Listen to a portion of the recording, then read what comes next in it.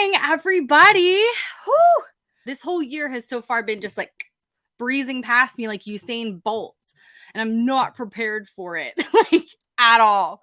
Next question is, I know you always say to sell in every email, but I don't have anything to sell yet that's my own products. So what should I sell inside of my emails? I love this question. So you guys, when we talk about selling in every email, if you've been here for more than 2 seconds, again, you know that I say sell inside of every email. What I mean by that isn't necessarily like you're hitting people over the head with the fact that you have a course on, this is a book I have on my desk right now. You have a course on writing a book like Jen Sincero. It does not mean that you're going to be peddling that course or even promoting necessarily buy my ebook, buy my ebook, buy my ebook, buy my ebook inside of every email.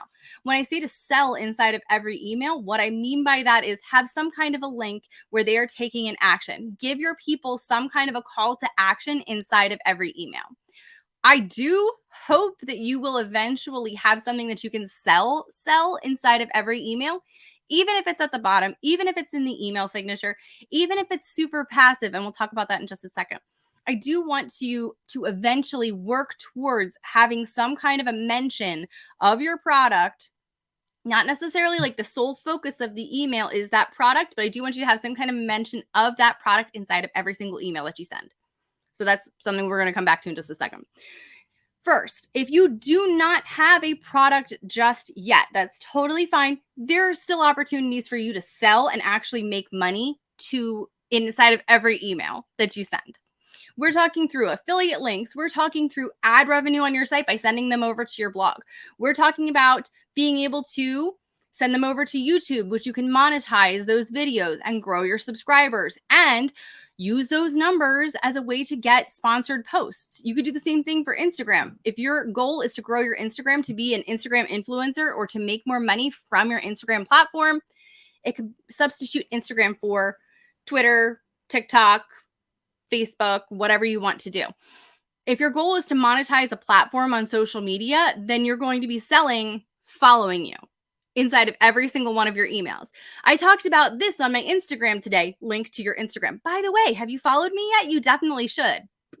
And now you're giving them a call to action. You're giving them a next step to take. You're giving them a place where they can continue to follow you and get help from you and solidify you as an expert in your field. So everything kind of keeps coming back to those kinds of things is not just know, like, and trust, which we're building through our email relationship, but also through the fact that we are an expert. Whether or not we want to openly admit it necessarily is a totally different thing, but you are an expert in your field. You are. You know way more than people who are 15 steps behind you, who are brand new, who are just starting out. You might not necessarily be the expert in your field, but that doesn't matter. That doesn't matter. You are still an expert in your field. You know more than the average bear. You know more than the average person. You know more than your ideal reader. You have the information that they want. You're sharing it with them. So when I say to sell inside of every email, obviously I'd prefer that we're talking about like an actual transaction where, you know, even if it's signing up for something like Rakuten, where it is free for them to sign up and you get a commission. It's a nice, easy thing where you don't feel pushy. You don't have to feel pushy because there's nothing really to be pushy about. It's saying, hey, if you like to save money, if you don't like sitting around trying to Google coupon codes left and right before you buy something, then go sign up for Rakuten. It's free. There's nothing else to say. It's still free. So I'm still selling, even though I'm not necessarily selling. You know what I mean? So it's one of those things where it's like, it is an easier push when we're talking about something that's free. It also, especially if you don't have a product just yet, this is actually a really interesting psychological exercise because I'm a total nerd about this stuff. When we sell a product that isn't ours, it's easier to talk about. It's so much easier to talk about. Did you hear just like right there how I talked about Rakuten? It is so easy to use. You don't have to go looking for coupons. You don't have to search for hours to save 10%. You don't have to do this. And it's easy and it's free. all of those things just came so naturally out of my mouth, right? But when it comes to actually selling our own products, sometimes we fall all over our words and we kind of do like this like tight, like clenching with our whole body as we're typing it. And we're like, I guess you can just buy it if you want. Oh, don't hurt me. Like, I guess if you want to, you can, but I don't want to force you. Like, you don't have to. It's actually not that very good. Like, don't worry about it.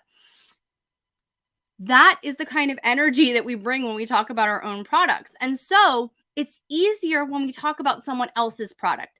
It's easier when we're talking about an app or something else that we didn't create to sell it to our people. And once we're used to doing that, once we get those muscles honed, it will be easier to go back and use that same language to talk about our products.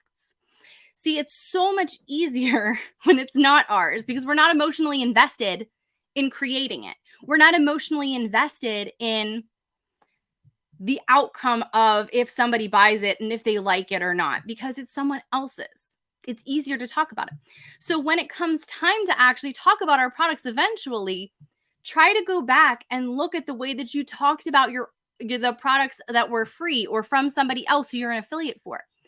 Look at the way that you spoke about those products inside of those emails or inside of those Facebook posts or whatever it is. Is it the same way that you talk about your own products? Chances are it's probably not. So that's where it's something really interesting as like a psychological exercise to see if you can substitute, like, let's say, for example, I was going to continue to use this book as an example. Love this book, by the way.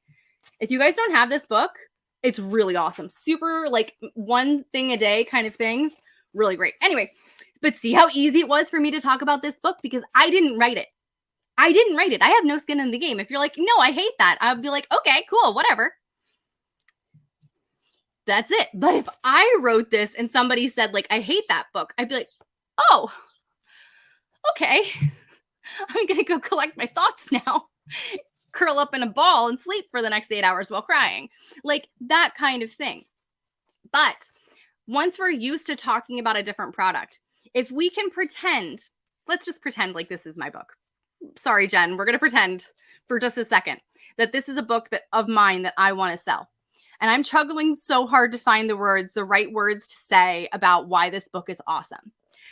But if I pretend like Jen Sincero wrote this book that I made, we're going to pretend that Jen wrote this book. I can wax poetic about it. And then eventually I'm going to go back in and I'm going to change the words that I used from, you've got to read this book by my amazing person who I found called Jen Sincero. She's fantastic. I'm going to change that in my email copy or in just my regular like copy. I'm going to say, you have to read this book that I wrote about being a badass every day. It is so fantastic. It's easy to read. And so now I'm using the same way that I would have talked about somebody else and I'm replacing it with my name. That's what I started doing when I was really having trouble writing sales copy is I started writing it like I'm writing it about my best friend. I can write things, I can wax poetic about my best friends. But when it comes to actually selling my own products, that was where I was having a hang up because so many of us are brought up to not brag. And that's icky and we don't want to brag. Inside of our emails, we kind of have to. And not like in I just won the gold medal today. You're welcome, world. I'm amazing. That's not the kind of relationship that we want to have inside of those emails that we're writing. We don't want to sell from a place of everybody come see how good I look. Like that's not helping. That's still not providing value. But when I say like, I wrote this book because I needed a quick reminder, let's see here, quick reminder every day, like a one page reminder every day of something that's going to lift my spirits, elevate my mood, whatever it is. Here it is. So that kind of changes the way that we look at things. It changes the way that we talk about things when we can pretend that it's someone else's that we love. And then we're just going back and we're saying it about ourselves. I'm still providing value while learning about how to actually sell to my people. Even if I don't have a product yet, because I still want everybody to make a product because I do think it's important. Even if you don't have a product yet, Practice those selling muscles. Hone those selling muscles now. Do it for things that are free. Do it for things that are easy yeses for your people, that are still providing them value that you can profit from. Because again, like we talked about, nurturing your people can happen at the same time as being profitable, as making money from it. So yeah, pretend like you're selling your friend's stuff. Exactly. That's what it comes back to. If you struggle with it, insert your best friend's name. One of my best friends' name is Allison. We're in the same niche and everything. Like, I love her. I love her content. Every single time that I have to sell something in that space, I'm like, pretend you're talking about Allison.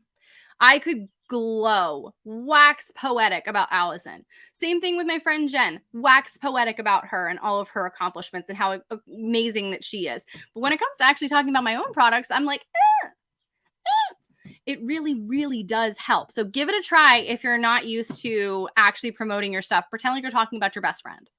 And then go back and replace Jen with Caroline, with Susie, with Miranda, with Marjorie, whatever it is. So give that a try and see how it feels. Even if you don't necessarily feel like you have anything to sell yet, inside of every email you are selling staying on your list. You are selling them being part of your world. You're selling keeping them on your email list, going over to your Instagram and following you, subscribing to your YouTube channel. Those are all selling points. Those are all sales that you are making. They're converting to. So when it comes time to actually sell your own product, it will convert as well because you're training your list every single day. All right, everybody, have an amazing rest of your day. I believe in you. I can't wait to see what you guys do with everything that you do when it comes to emails and selling your products. So I'll see you guys next time. Bye.